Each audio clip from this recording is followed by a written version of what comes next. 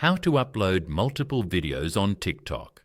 First of all, open up the TikTok application on your phone. You will then be taken to the TikTok homepage. Here you can explore and view TikTok Reels. On this page, go to the bottom panel and tap on the plus icon in the middle. This is the TikTok camera screen. Here you can take photos or videos to post on TikTok. Now go to Media at the bottom right corner. You can choose photos or videos from your camera roll here. Now go to the Videos section as shown. Then tap on Select Multiple at the bottom. Now select as many videos as you want.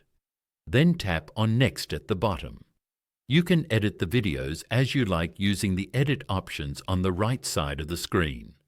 Once you're done, tap on Next at the bottom.